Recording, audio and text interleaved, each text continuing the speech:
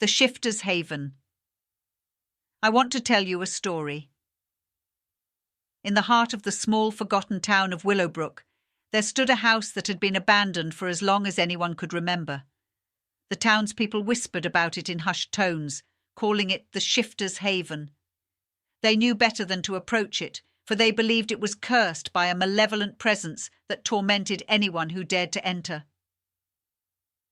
The house was a crumbling relic of a bygone era, its facade marred by time, its windows shattered, and its garden overgrown with thorns and brambles. Inside, the once elegant mansion had become a nightmarish labyrinth, its rooms shifting and changing without warning. Those who ventured inside told of endless corridors, staircases leading to nowhere, and doors that opened to different dimensions. It was a place where the laws of reality seemed to bend and warp. One gloomy evening, a young man named Oliver arrived in Willowbrook.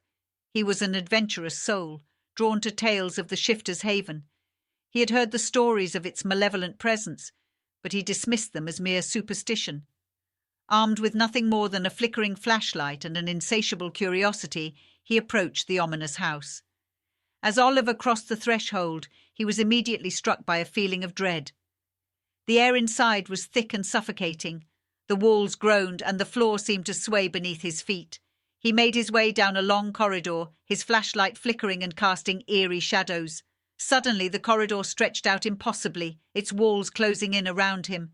He turned to retrace his steps, only to find that the way he had come had vanished.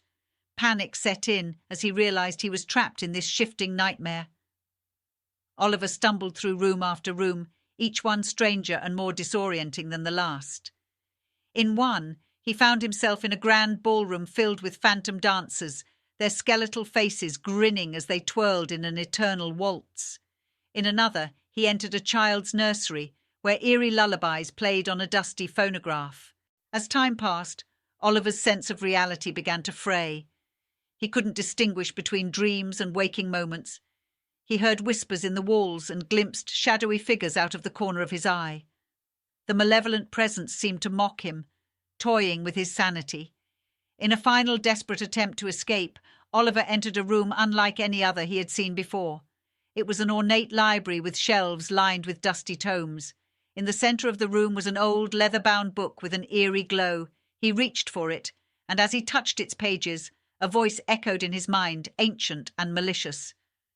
"Welcome to my haven," the voice whispered, "where reality is but a plaything." Oliver screamed and tried to flee, but the room swallowed him, and he was lost forever in the shifting maze of the Shifter's Haven. From that day on, the townspeople spoke of Oliver's disappearance, and the house that defied all reason. They knew better than to approach the Shifter's Haven, for it was a place where a malevolent presence revelled in its cruel games, and where the boundary between the living and the supernatural was forever blurred. It stood as a chilling reminder that some mysteries should never be unravelled and some doors should never be opened.